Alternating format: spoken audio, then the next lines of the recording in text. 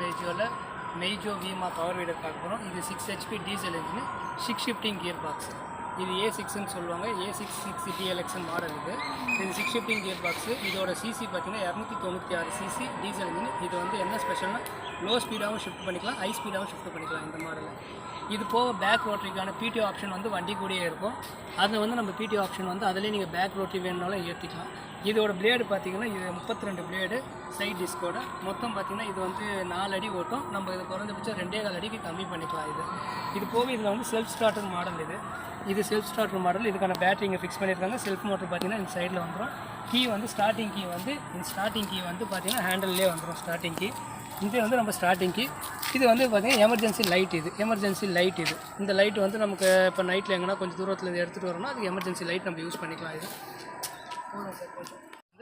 Use பண்ணிக்கணும். இந்த மாதிரி ஒரு 2 வாட்டி வச்சுட்டு கம்ப்ரெஷன் லாக் பண்ணிக்கணும். இந்த கம்ப்ரெஷன் லாக் பண்ணதுக்கப்புறம்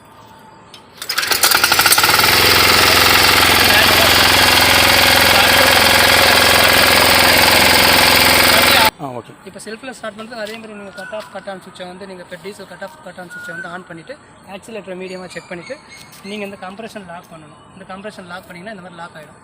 லாக் ஆனதுக்கப்புறம் நீங்கள் வந்து இங்கே இக்னிஷன் கீ, இந்த கீயை வந்து நீங்கள்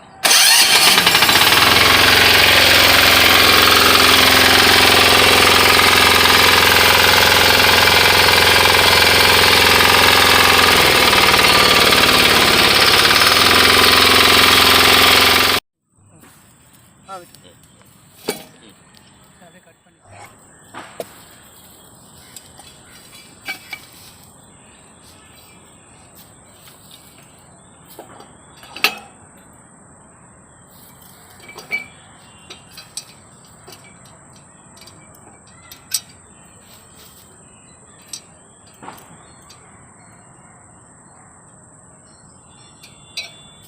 இப்போ பிளேடு மாட்டியாச்சு.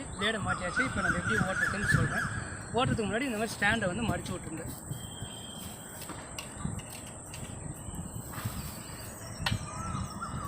இப்போ ஓட்டுற வீடியோ பார்க்கலாம்.